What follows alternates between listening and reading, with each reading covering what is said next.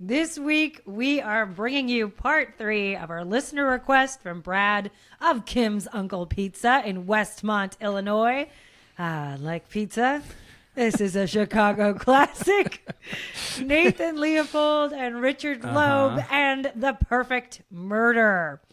For this episode, I mostly used the book Murder Among Friends by Candace Fleming and Nothing But the Night by Greg King and Penny Wilson. Both great books. Mm-hmm. All right. Well, I'm kind of into this, and I love it. I love these 3, 4, 5-parters. This is only a 3-parter, everyone, but I love it because it means people have been listening all along. And if you haven't, go back and check out part 1 first. Yeah, this is going to be really weird to follow. All right. This is a true story involving murder, violence, drugs, adult themes, etc. So many listeners are like, Nick, and they don't want to hear about those kind of things. Go listen to a different podcast. We might joke. We're going to joke around, and we're probably going to curse. So if you hate those things, please turn us off and do something different with your day. All right, Nikki, are you ready to hear this story? No. Okay, let's get started. Listen, we're still recording, and I'm still learning when to scroll. So instead of this being this amazing flawless transition, we're starting the story now. Okay, good. We left off last episode with Nathan Leopold in a hotel suite with investigators reciting an alibi. Richard and Nathan had concocted an alibi for the night of the murder and agreed they'd only use it for 1 week.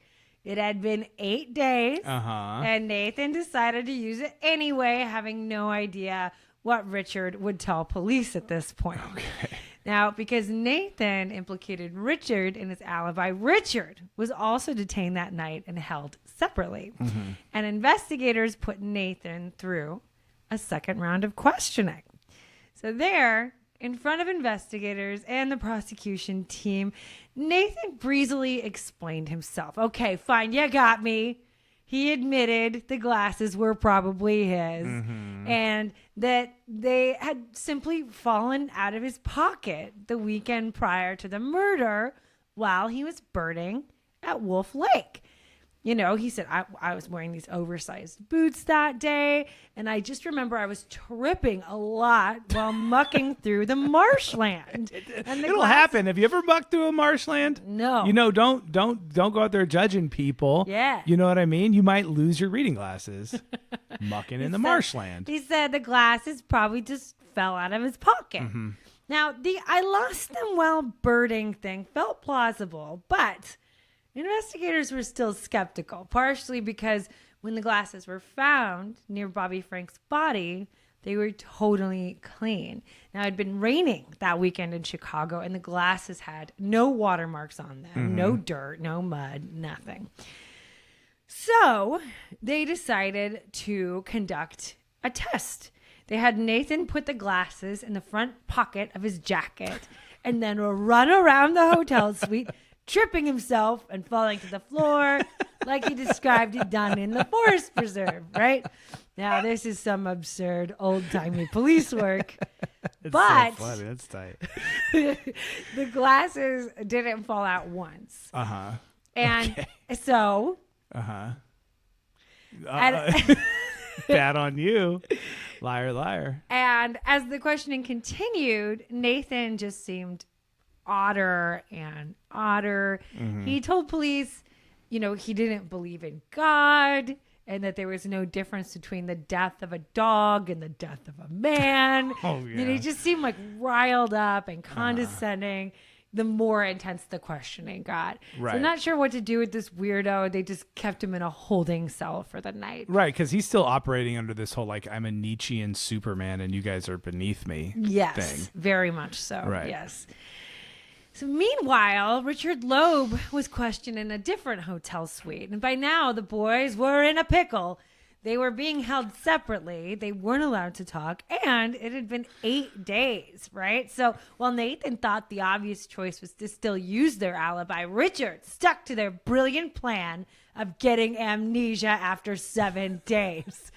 He said he had no memory at all of what he did on May 21st. Now, The answer, I literally have no idea what I did on Tuesday a week ago. Obviously threw up a solid red flag. Yeah. It made Richard look super suspicious, and it meant there was no one to corroborate Nathan's story. And that seemed, bizarre, but Richard wouldn't crack. So they put him in a holding cell for the night as well until police could sort out why these guys' stories didn't match.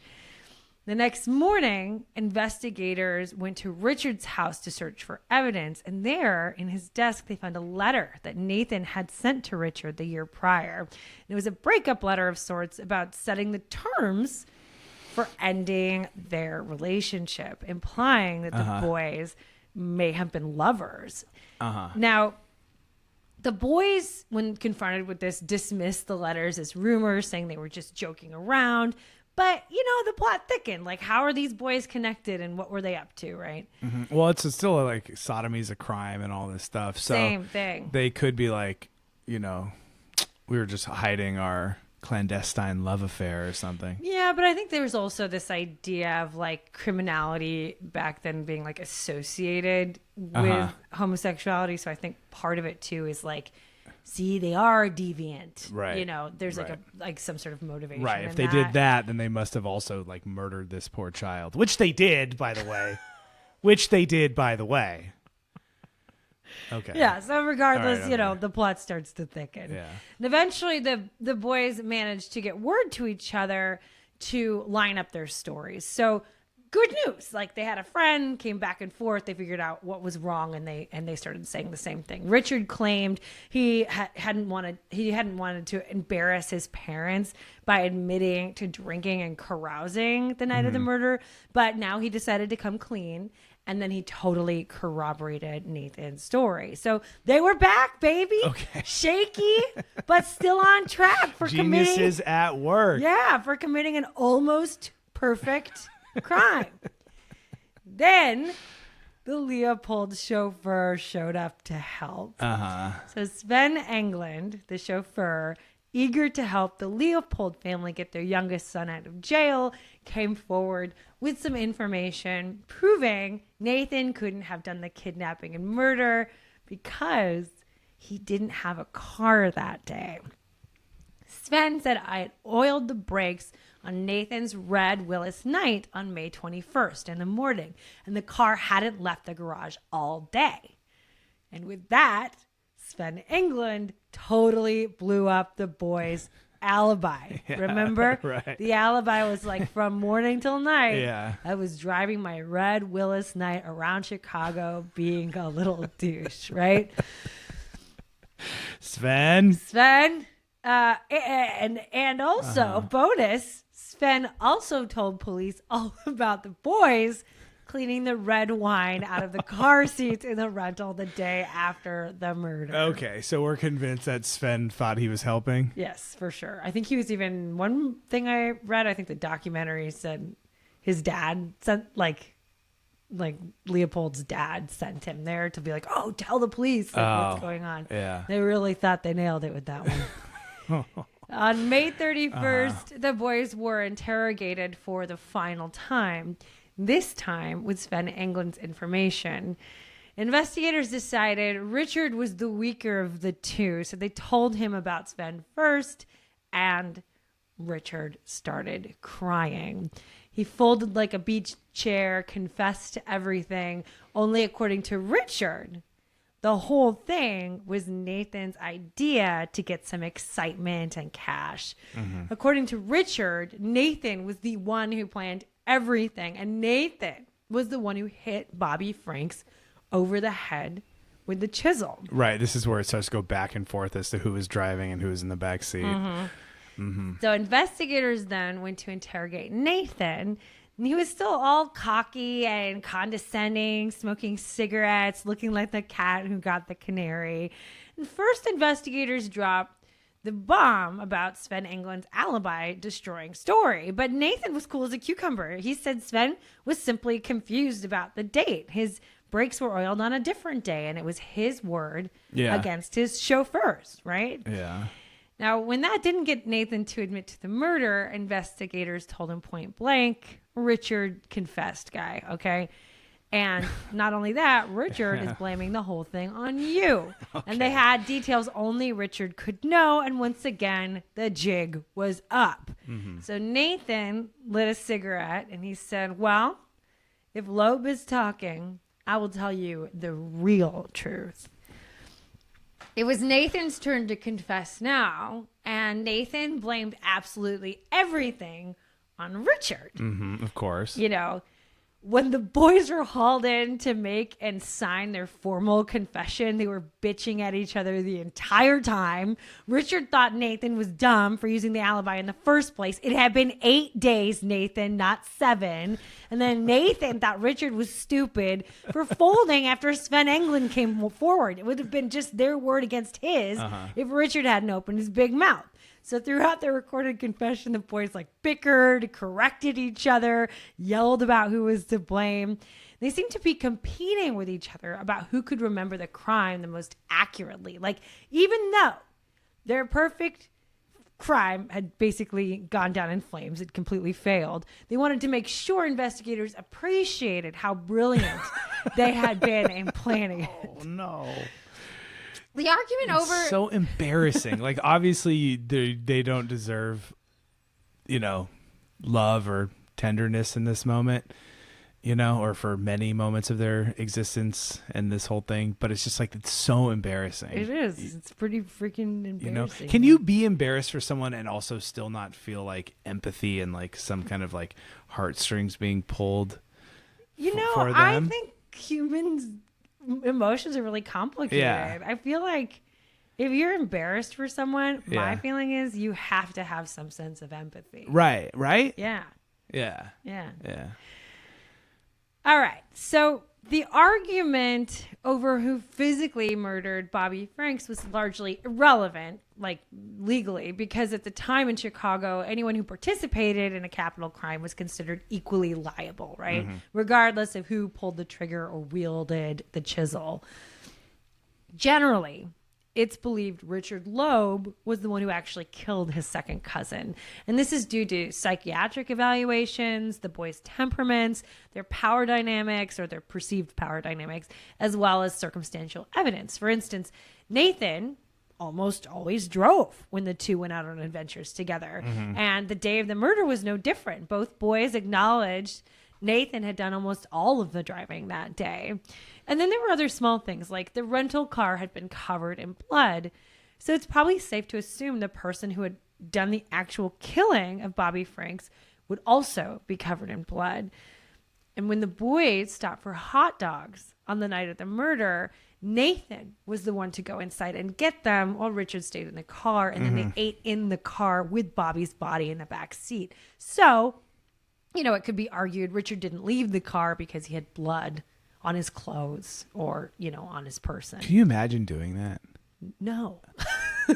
Yeah, you're right. It'd be weird if you said yes. It'd be really weird if you said yes. Happening. But I mean, eating a hot dog too. There's something about a hot dog is just so you just put ketchup on the hot dog and you're eating it with this body in the car. No. The blood everywhere. No. I mean, you'd have to be a certain kind of person. I think you'd have to have a different mindset about reality and the world and, smells. You just have to have a different... You're right. That's where the empathy just sort of ends for me. Because if you're an embarrassing nerdy kid who thinks you're awesome, empathize with that. I can empathize with that, and I feel this tenderness. And you take that same person, and you're and then we stopped for hot dogs and ate hot dogs in the car with the body. Yeah. And then my heart freezes that part out really hard. It's a alien. Yeah. Yeah. All right. Yeah. So here's where theories from Nothing But the Night, the book, come into play. And I talked about this in the last episode, but I had written this whole stupid episode and then I read this other book and that book had a lot of interesting things to say about the case. Yeah. So I wanted to kind of incorporate it in, and that made it 3 parts. So congratulations. Yeah. Well, Muriel is not one to cut corners. She just digs deeper and deeper down that rabbit hole. So here's where the theories from Nothing But the Night come into play. So in a modern re-examination of evidence, trial transcripts, psychiatric evaluations, and a deep look into Nathan's life after the murders, Their theory, who wrote this book, right? That theory Yeah. is that Nathan was actually the ringleader. See, ultimately, Nathan Leopold outlived Richard Loeb. Mm-hmm. And one theory is that after Richard's death, Nathan rewrote history to make himself look more innocent in a bid for early parole. Mm-hmm. Well, like he was in love and he had this secret crush, and I always wanted just to be bossed around by someone, and I let him boss me around. And like not that to say whole that thing. those things aren't true, but Right. like a lot of what we know about the story is based on Nathan Leopold's perspective, Yeah. right? Yeah. And hold on, I lost my place. It's oh my okay. God. We're killing time. You're doing good. No, that's a crazy thought. Well, it's also true too. Like it's like the whole like BDSM thing. A lot of times being subservient, or this idea of like being a slave or whatever in that context is actually like the power move or whatever. You know what I mean? Well, yeah. So it's possible to have that thing and then also be the one calling the shots. That's interesting. Yeah, I don't know. Yeah, that was interesting. Moving on. Okay, so I don't think anybody knows for sure. Definitely not me. I was just trying to kill the time. I appreciate you. I appreciate you. All right, I don't think anybody knows for sure where the truth lies in all this, right? But Sure. the general idea is that, Richard wanted to be a master criminal. Nathan was obsessed with Richard and in love and would do anything for him. And circumstantial evidence pointed to Richard being the killer. But here's the thing. The one eyewitness who claimed to see the boys in the rental driving around the neighborhood minutes before they abducted and killed Bobby Franks, he said the person behind the wheel was Richard Loeb. Uh-huh. A chauffeur from a neighborhood family who'd known Richard Loeb all his life saw Richard driving a touring car that day, and it stuck out for him because the privacy curtains were up. See, Chicago had a really cold, rainy spring, like most of the spring, and May 21st was one of the first sunny, beautiful days. And the chauffeur just struck him as odd. And remember, they installed these privacy curtains so they could do the murder in the car. So this chauffeur said, he clocked it, and then they actually waved to each other in passing. I want to say something.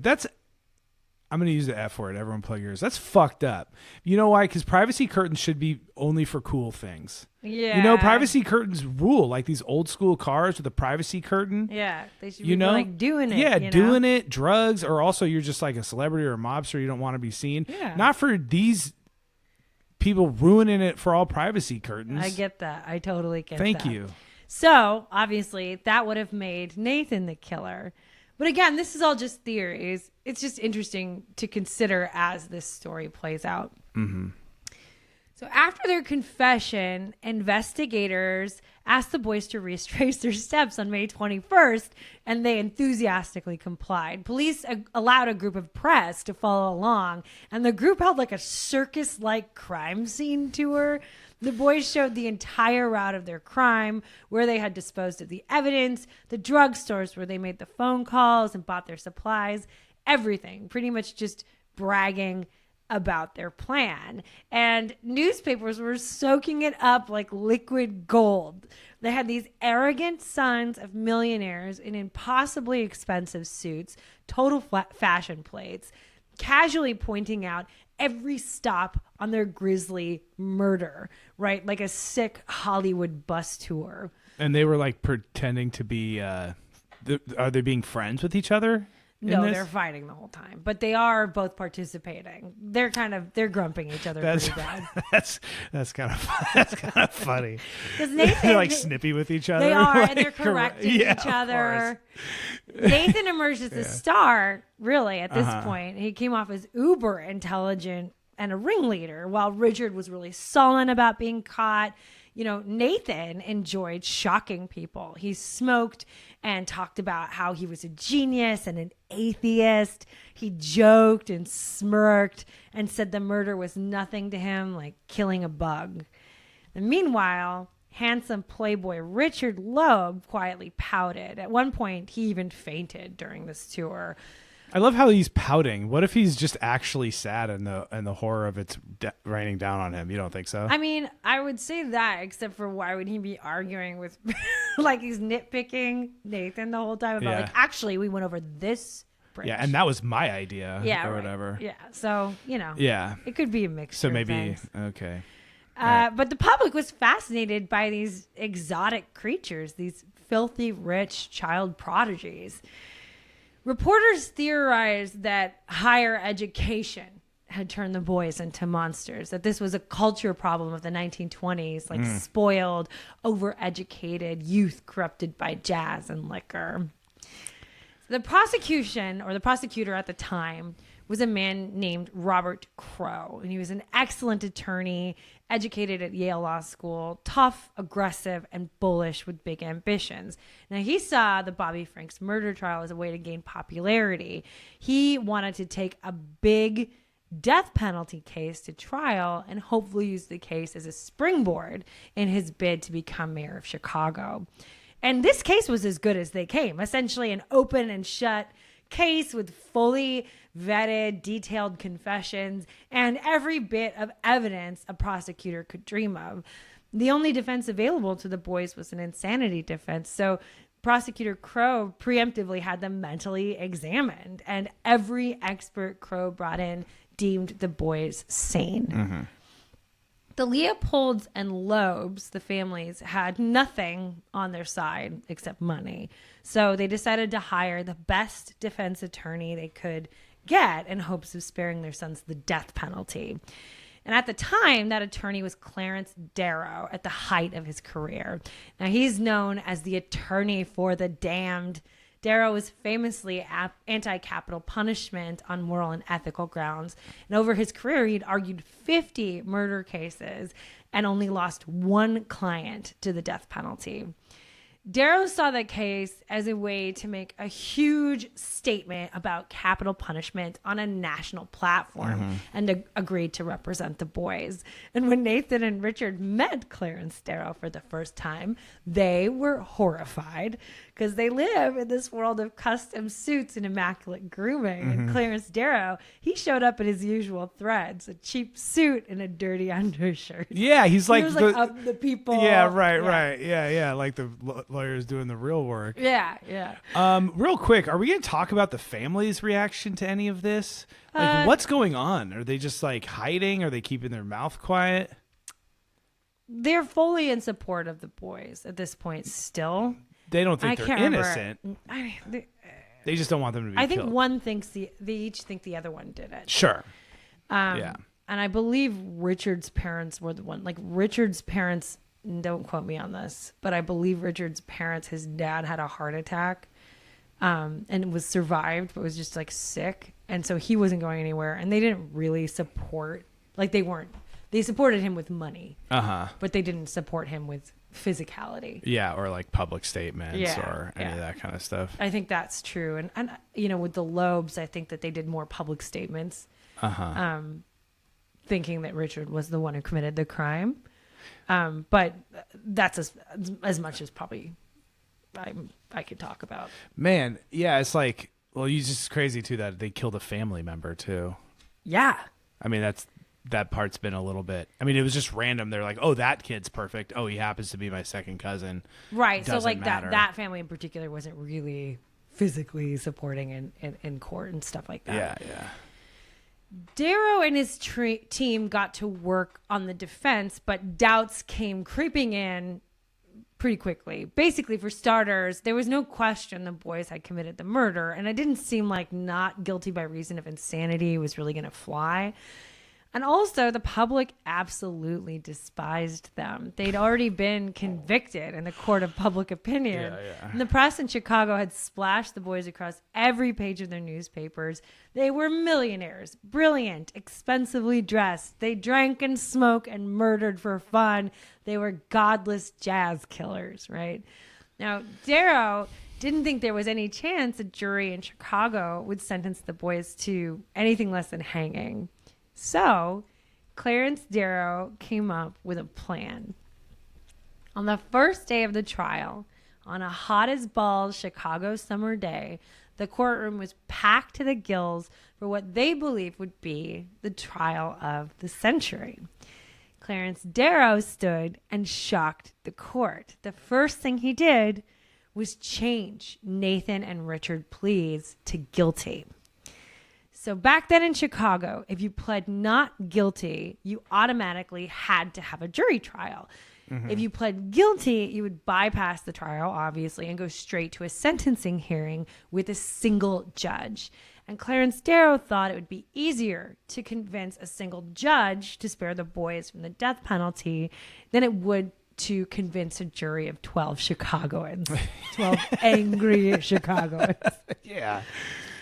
Yeah, I mean, Chicago people wanted to kill me because I had too much gel in my hair one time on the red line. I remember that. Bunch of Cubs bros were like, he's got too much gel in his hair.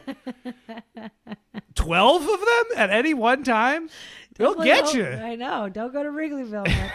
So he also had a controversial plan.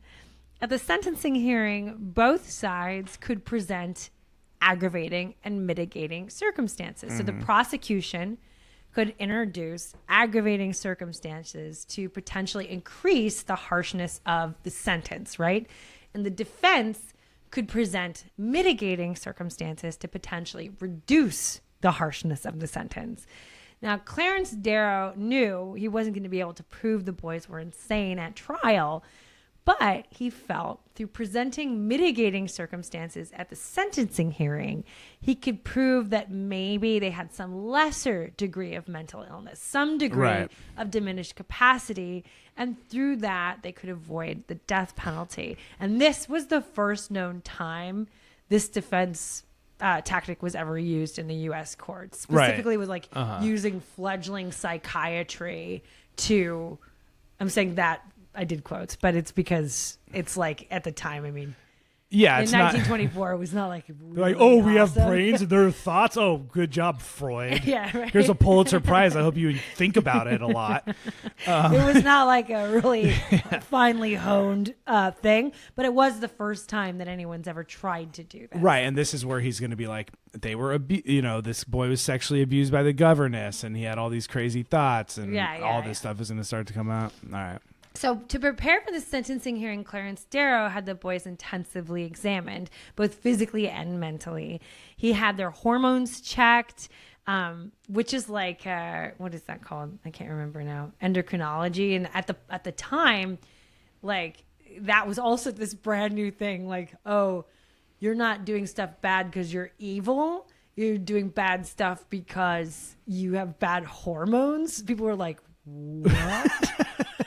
Are you talking about? So that was like another brand new thing he was introducing, right? Yeah. So hormones were checked as far as they could do that. They gave them intelligence tests. By the way, in the intelligence tests, Richard Loeb scored average, and like Nathan Leopold scored like insane off the charts genius level. Yeah.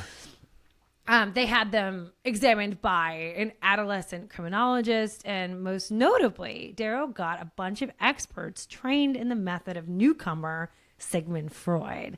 So Freud had hit the scene about 20 years earlier. He believed that human behavior was driven by unconscious dreams, desires, thoughts, and memories, and that mental illness was like the result of conflict between the conscious and the subconscious. I'm sure it's more complicated than that, but that's all I'm going to talk about.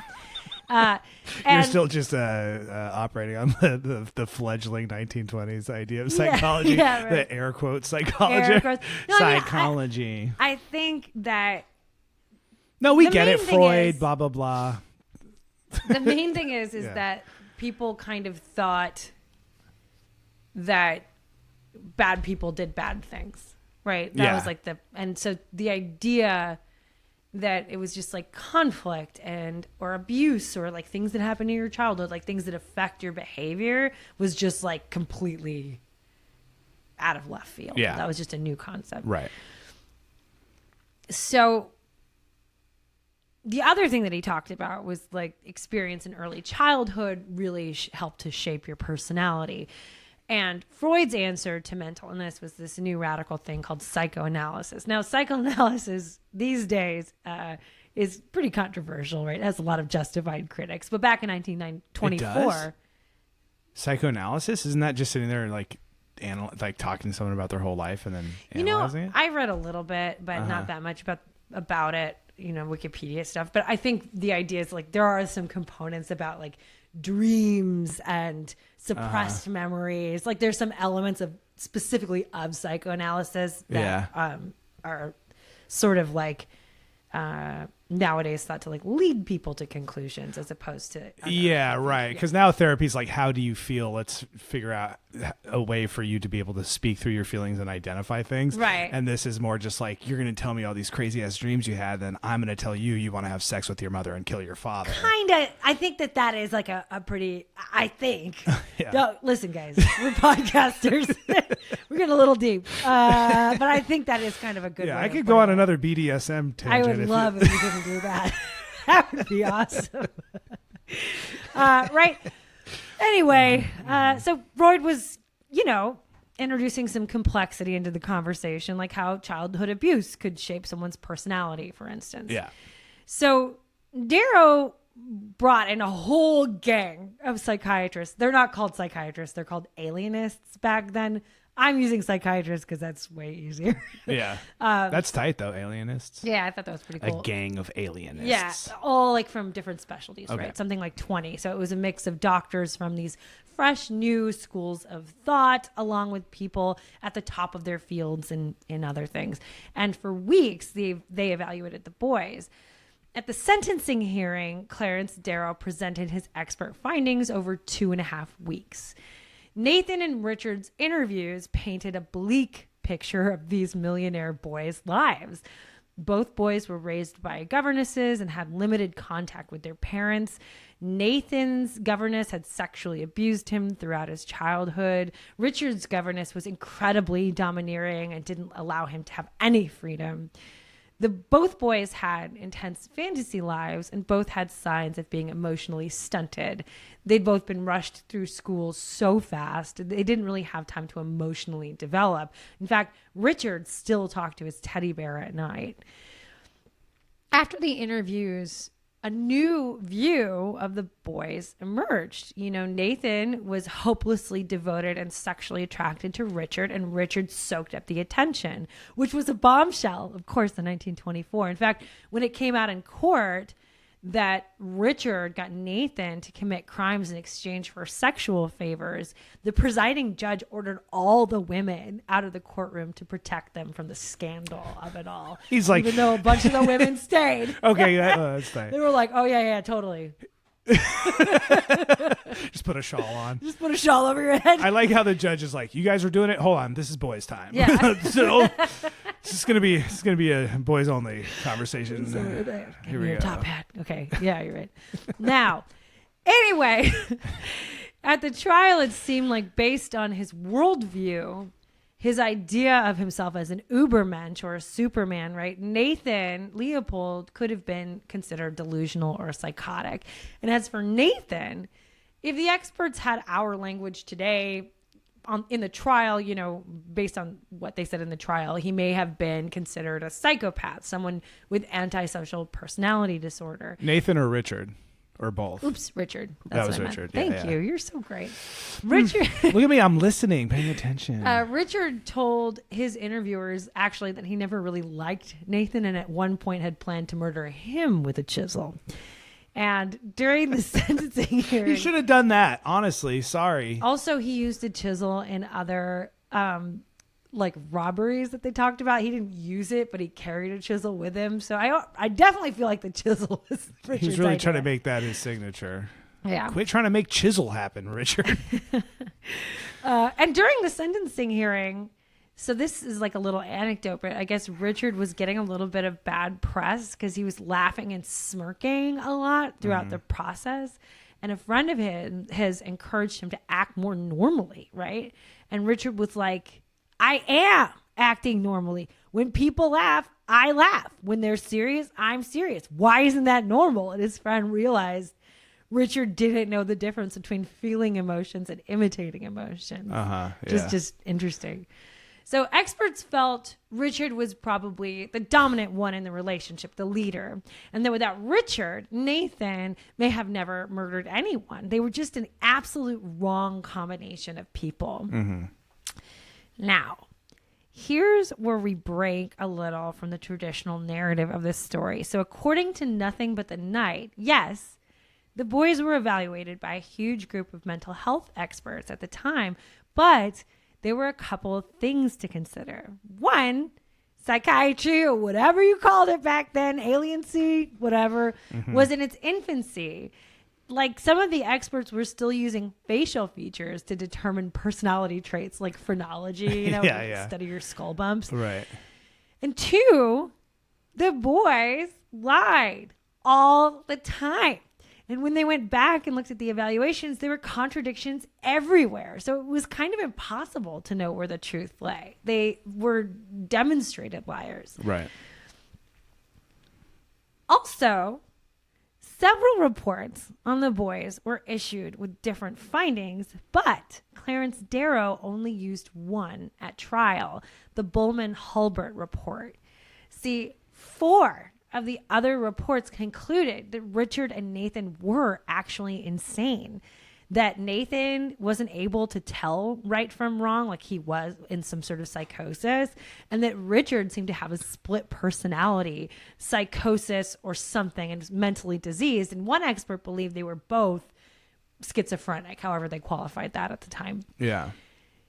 But that was bad news for Darrow. You know, he still didn't think, even if he had experts that said they were insane, that he could win at a jury trial, right? If the boys were declared insane, they'd have to go back and have this jury trial. So according to Nothing But the Night, Clarence Darrow and his team suppressed the other reports. Darrow chose to only feature the report that was like, okay, they're a little insane, but not like insane. Right? Yeah. They had horrible childhoods, and that doesn't justify, but explains why they did this. Right. But the Bowman-Hulbert report was really flawed and had tons of contradictions from the boys itself. And it basically would be like, oh, Nathan has psychological problems because he reads too much, but Richard has psychological problems because he doesn't read enough. Like, it was a lot of stuff like that. Yeah. And not only that, but the boys were just constantly lying all the time. Darrow, though, used it anyway. And Darrow found a creative solution to another problem as well. He wanted to use all his experts during the sentencing hearing, but if any of them declared the boys insane, they'd have to go to jury trial. So instead, he instructed his experts not to present their full findings and diagnoses, just describe their findings. So the judge could hear about the symptoms of schizophrenia without the diagnosis of schizophrenia. Okay, this lawyer's like, oh, he's got his little patches on his elbows. He's like still being so tricky. He's being really sassy, really tricky. And he also did stuff like instruct everyone, all his experts, to call the boys by their childhood names, Babe and Dickie, and to refer to them as boys, even though they were like 18 and 19. Yeah. So generally, though, the information from the reports as a collective, right, is really interesting. Like, for instance, while Nathan showed no remorse about the murder at all, said he didn't do anything morally wrong because there's no such thing as morals, Richard was actually the one to express remorse. And it wasn't full-on normal person remorse, right? But he told psychiatrists that he wanted to back out of the murder the week before, and that specifically he felt bad for his own family and what he was putting them through, that he felt bad for splashing Bobby's face with acid, that he was uncomfortable seeing Bobby's mother in so much emotional pain. So he had some regrets. They're strange. Like, you don't feel remorse for killing him, but he did feel remorse for like disfiguring his face. Yeah, it's like he's like, this weird thing happened where I did this horrible thing, and then afterwards the consequences weren't pleasurable, and I'm sorry that the consequences weren't pleasurable. Well, no, I think like he's like, I can handle Bobby's mom being upset, but I don't want to see her be upset. There's just like an interesting. Right. Yeah, he doesn't, and he also like doesn't want to like he remembers the face being burned, and he doesn't want to see it. He just doesn't want to look at things. Yeah, that's interesting. Yeah. So, wait, where was I? Sorry. Also, some of these experts saw Richard as the most submissive of the two, someone who, because of his upbringing, was used to being dominating by like these overbearing figures, this particularly overbearing governess. And the other thing that came out is the sex acts that the boys engaged in were often dominated by Nathan's violent, sadistic fantasies. So the way that they would play out a lot of the time is that Richard would pretend to be drunk, and then Nathan would role play as an aggressive, violent rapist. And that was actually the way that they engaged in sex with each other. Oh, so he had this whole thing of like, oh, I want to be a slave on the end of a leash or whatever, but really he was like beating up Richard. Yeah, there's something in it that is, like the fantasies evolved, and who knows what the justification was, but the actual sex was largely violent, according to Nathan. Okay, so according to Nothing But the Night, through a modern lens based on the 1924 findings, it's possible that Richard Loeb may have had bipolar type 2 with, quote, erratic, often reckless behavior, rapid speech and inability to focus, and bursts of unexpected energy followed by depressive periods marked with feelings of worthlessness and thoughts of suicide. And this book theorizes that Nathan Leopold may have had narcissistic personality disorder and borderline personality disorder with, quote, varying moods, inflated sense of self, heightened sensitivity to criticism, a tendency to view people and questions in terms of absoluteness. So like when you're talking about the Nietzschean Superman or something like that, reckless behavior and disproportionate reactions to situations. And based on what we know about his life, Nathan would probably score high on the FBI's matrix of serial killer behavior. So in childhood, he killed small animals. He was sexually abused, treated coldly by his family, bullied by other children. And then he grew older. He had this intense, sadistic fantasy life, didn't display empathy, enjoyed humiliating and controlling people, had fantasies of rape and torture, and had an overwhelming sense of superiority over others. Although, again, no one really knows where the truth lies, but it's just kind of a fresh way of like looking at the two of them, because in a lot of ways, history has kind of proven Nathan Leopold as more of the like, the follower in the situation. He was hopelessly in love and just did, and Oh, and I just want to say, by the way, personality disorders do not equal insanity, like in the legal defense. So this wouldn't have changed the outcome of the trial in that regard. Like being narcissistic or having borderline personality disorder doesn't meet the threshold. Yeah, who doesn't have those things? But the book agrees that also, separately, Nathan and Richard may have never committed the murder. It was just their pairing that led to the murder. Anyway, the story Darrow crafted at the sentencing hearing really resonated with the press. At first, reporters characterized the boys as these evil jazz killer millionaires. Nathan was the leader, a gay Svengali who, I guess they had this article about how he hypnotized birds before he shot them and was able to hypnotize people. And Richard was like, this is 1924. Did that ever happen? I think he did dabble in like hypnotism, like as a parlor trick. But people were like, I watched him with birds. He would hypnotize them before he shot them. Like he's this magical being. Evil magical being. And then Richard, of course, was the handsome, reckless playboy with a taste for murder. But during the sentencing hearing, the language in the press changed. You know, there was this sympathy for the boys and even a general vibe of reflectivity in the public. Like, maybe we're all a little damaged inside. Maybe I had a rough childhood. Like, start to empathize with them. For his part, prosecutor Robert Crowe did not have a great showing.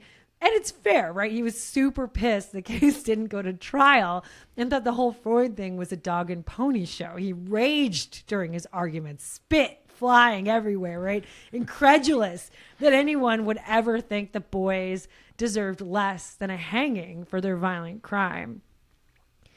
Clarence Darrow's argument, his closing arguments, were an epic 8-hour argument against the death penalty. Some have criticized his speech as being bloated and maybe a little sloppy, but generally it's regarded as a major speech in legal history. And it had some good zingers. Okay. Like in part, he said, quote, "The easy thing and the popular thing to do is to hang my clients.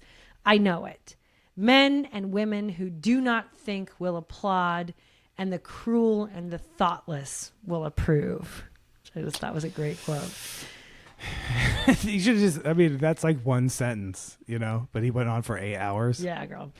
Your Honor. Oh, he also said, "Your Honor stands between the past and the future. You may hang these boys. You may hang them by the neck till they are dead.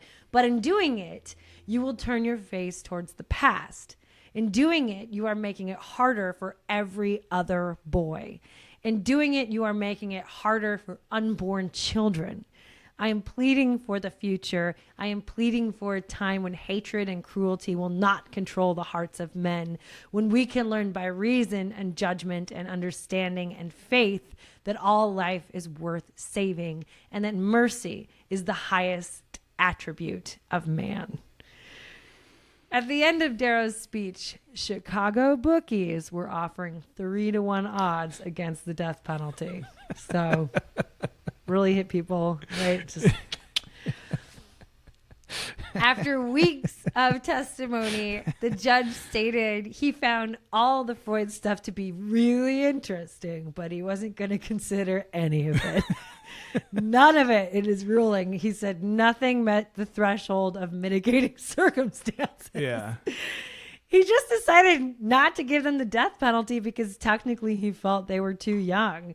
At the time, anyone under 21 was considered a minor, and the judge didn't believe minors should be sentenced to death. Darrow's just like, what? Why did I lead with that? I just went for 8 hours. You could be like, Judge, they're not even Like kid. 2 weeks. They're not even adults yet. Like, don't kill them, you know? Yeah. Like, lock them up forever. Oh, and to add to that, Flora Franks, Bobby's mother, also asked the boys be spared the death penalty as she just didn't believe in it. So Nathan Leopold and Richard Loeb were sentenced to natural life in prison plus 99 years. Due to sentencing laws at the time, it was possible for them to be released in 11 years. Nathan would end up serving 33 years, and Richard died in prison. But before they were taken away to serve their sentences, they got one last fancy boy meal, steak covered with grilled onions and all the sides, and chocolate eclairs. Of course, as one would expect, these guys did not do well in prison. The boys were held separately in a Joliet prison until 1925, when Nathan was transferred to a different prison entirely. And surprisingly, at least to me, Nathan was the one to really go wild in prison. For 6 years, he fought other prisoners and broke all the prison rules. He spent a huge amount of his time in solitary confinement, which back in the 1920s was like really bleak. Like, Well, I don't know. Maybe I'm just like making rotten this food up. you eat in the dark. Yeah. And Joliet was like supposed to be one of the craziest prisons of all time. Yeah, I mean, yeah, I think it was just everything like pretty drastic, right? And after 6 years of that, after 6 years of that, Nathan decided he had 3 options. He could either kill himself, escape, or learn to live. And he decided to chill out and learn to live in prison. And being a highly educated dude with a mega mind, he landed a job in the prison library and clerked for the prison's chaplain, which was a pretty cushy job. In 1932, Richard Loeb was transferred to the prison where Nathan was being held in Stateville at the time. Now, by then, Richard had proven himself trustworthy. He even clerked for the prison's warden, and authorities stopped caring about keeping the men separate. They were like, they're both clerks. It's been a few years. La la la. Don't care. So Nathan and Richard were free to spend as much time together as they wanted, and they became besties again. For the next 6 years, they worked together every day for hours to expand the prison school curriculum to include high school and some lower level college classes. And then around lunchtime on January 28th, 1936, Nathan got word that Richard was in the prison infirmary. He'd been stabbed 54 times in the shower and his throat was slashed. Richard Loeb died later that day at the age of 30. James Day, the man who murdered Richard, claimed Richard had tried to sexually assault him in the shower, but Richard's throat had been slashed from behind, and he had defensive wounds on his hand and no record of sexual misconduct in prison. And then James Day, on the other hand, did have a record of sexual misconduct in prison. But despite all this, James Day was found not guilty of murder. And a few folks who knew Richard at the time said it was more likely that James Day propositioned Richard for sex. Richard said no, and James Day stabbed him to death. Now here's where two pictures of Nathan emerged. One, the remorseful, hardworking model inmate, and then the other, a dude trying to revamp his image in a bid for early parole by throwing his dead friend under the bus. Now that Richard was dead, there was no one to contradict Nathan or fact check his story. And Nathan's story now was that Richard was the ringleader and the real killer. And again, one version of the story was Richard was a model prisoner after... Nathan was a model prisoner. I'm just mixing that up. Sorry. It's okay. I mean, you're saying both of their names a billion Constantly. times. Also, this dog is barking, distracting me. And again, one version of the story was Nathan was a model prisoner. After Richard's death, Nathan continued to expand the prison school curriculum. In 1944, he offered himself up as a test subject for an experimental malaria study and was purposely infected with malaria as a way to atone for his crimes, he said. But he didn't stop there. Nathan started performing critical roles in the study. So he really got his hands dirty. He dissected mosquitoes. He worked as an X-ray technician and participated in the research. Over time, he learned 12 languages and learned Braille. He raised canaries in his cell, and he wrote his autobiography, Life Plus 99 Years. Now, another version of the story was inmates didn't really want anything to do with Nathan. Nathan was a child killer. He was still very arrogant, and he was always trying to pressure men into sex. That he used his job as an X-ray technician to go through other inmates' mugshots and call the attractive ones in for X-rays so he could proposition them for sex.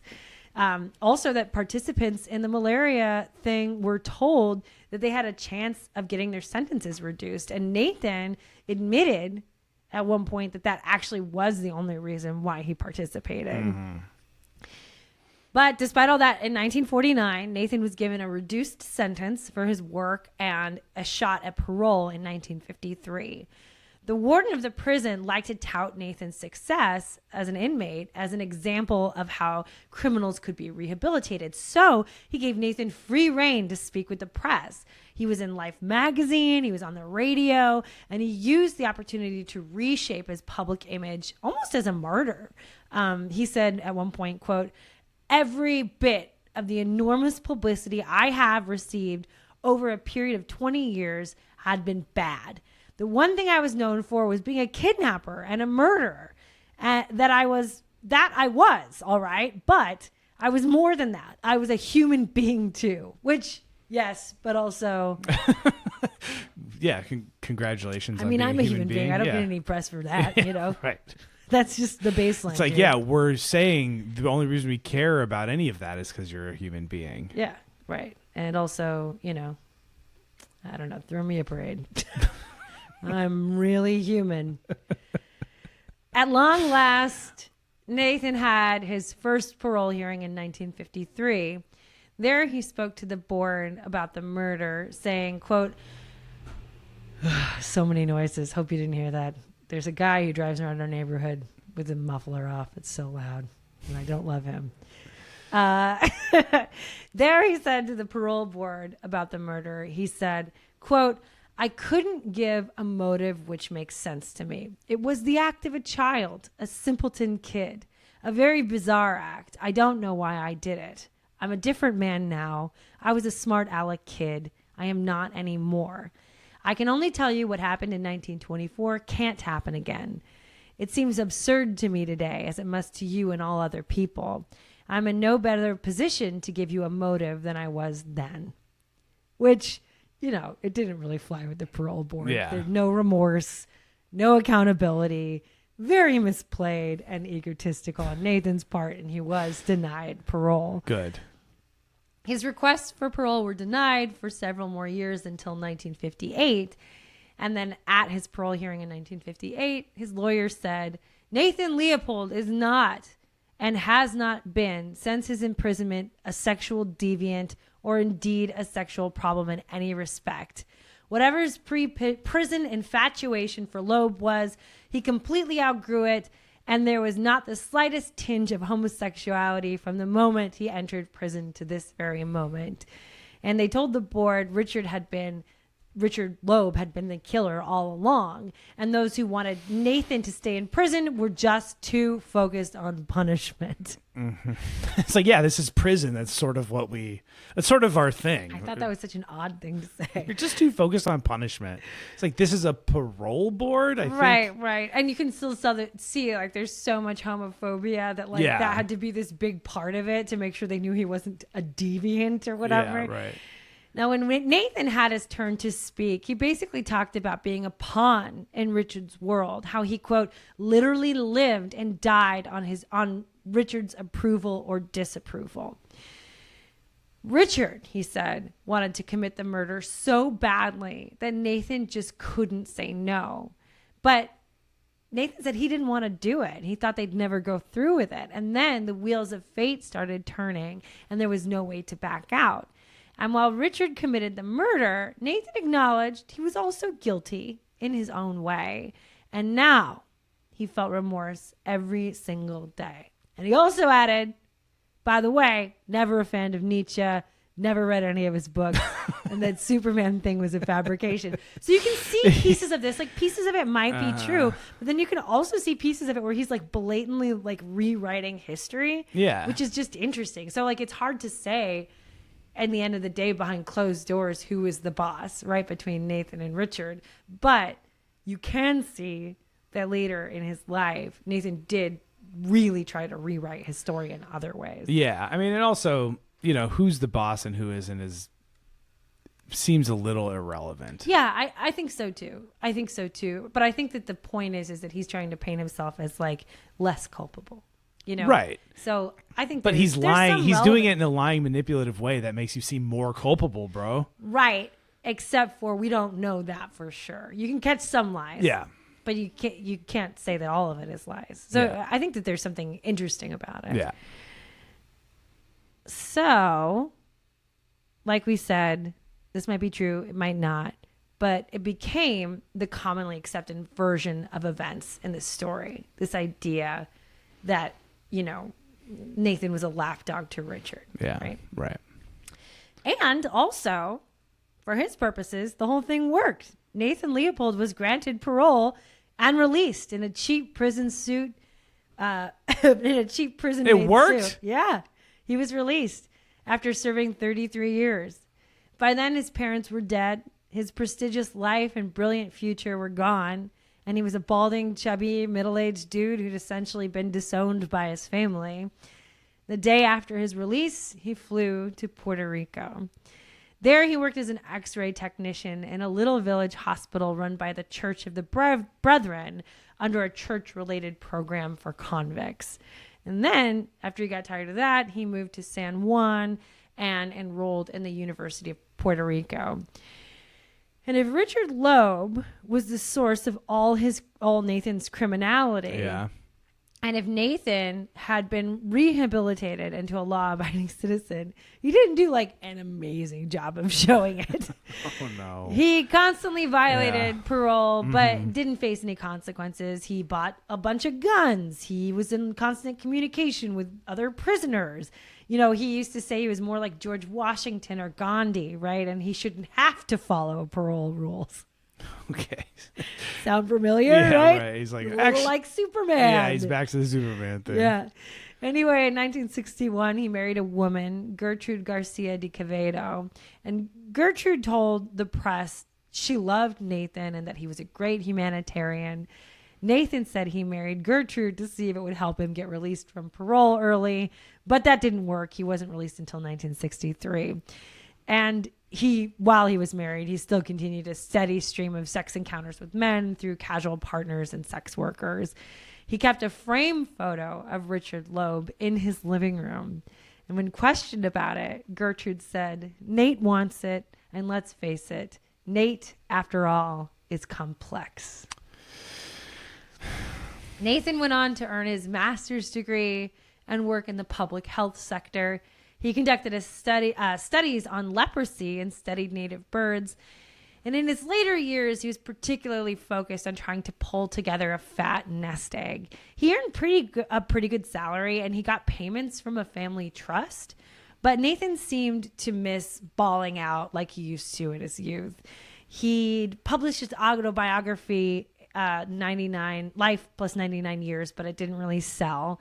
Another dude wrote a wildly successful book about the case and got a movie produced out of it. So furious, Nate tried to sue him, but he lost that case. In 1963, he published Checklist of Birds of Puerto Rico and the Virgin Islands, hoping that would bring in some cash, but surprisingly, it wasn't a hit. By 1970, he'd gained all this weight, developed diabetes and an alcohol problem. And he died in Puerto Rico the summer of 1971 at the age of 66, just 12 years after being released from prison. Nathan donated his body to medical research because his brother told him he wasn't allowed to be buried in the family plot. And his eyes were donated and made newspaper headlines for the last time. The end. Thank you to Brad for recommending this episode. What a crazy story, man. What a crazy ass story. Yeah, I don't know. It's just so hard. It's like, yeah, I mean, you know, people that have hard childhoods, you know, you want to be like, yeah, okay, they did something messed up in life. You cut them like some slack, but only like literally some slack. Well, and it's weird. It's like, you know, you struggle because it's like, oh, these guys had every opportunity in the world. They say this is one of the first cases of like the like affluenza defense, you know, where like rich people say, I'm so rich that I can't understand how the world works. Yeah, right. You know, there was like a case I read, really skimmed really briefly, about like a boy a few years ago, I think in 2016, who was just driving a sports car and mowed down 4 people. And that was his defense in court, was like, I just don't understand what's good, bad and good, because my life is just so perfect rich. And easy. Damn. All right. Well, I don't know. I shake it off. R.I.P. Bobby. You know, eating hot dogs in the car, man. I Come know. on. And that's like that's the thing, right? It's crazy. Yeah. I mean, they're like psychos, right? I mean, can we just say that? Or is that sure. like not what it is? They both, you know, did not live long lives. I mean, Bobby didn't even get a chance, you know. No. But it was like also kind of like, I think the 3, like, it's got to be the 3 richest families in Kenwood, and their boys all died. Just disappeared. Right. know. I mean, I don't mean disappeared. I just mean like one day they're in the neighborhood and the next day like none of them are in the neighborhood The potential anymore. is gone. Yeah. I don't know, Muriel. It's fucked up. All right. Damn. All right. Shout out to Brad Okay. Bye. Oh, yeah. So Yeah. this podcast was made in our living room. Yes. Muriel did all the writing. She did the research. She did the hosting. I did the producing and the co-hosting and the editing and the uploading and all that stuff. You guys did the listening. Hey, we're posted on social media. We're back at it, baby. I know. Instagram, TikTok. Hey, look, I actually love the outros to like the final parts of these episodes, because if you're still listening, like, you're family at this point. You know what I mean? We're Like, sitting around the table. We're cracking a nice cold sugar-free Red Bull. you guys had so many chances to turn us off. So I'm just going to give you a little hint right now. I have posted for the first time in I don't know how many years on the website known as Facebook. So if you're still listening, I consider you my friend. You can find me, Nick Castellini, on Facebook. And I'm posting these episodes on there too, and you can share them with people in your life if you feel like it. If you listen this much, please share this podcast. It means you kind of thought it was good, right? Yeah. I mean, You know what I mean? you're listening at the end of episode 3. We have had people listen all the way to the end and then be mad about something. which Yeah, I that's always find true to be too. Really, really funny. That's true And if too. That's you. That's fine. Thanks for listening. Yeah. We'll take every listen we can get. All right. That's it. Thank you Okay. so much. We'll be back very soon. Bye.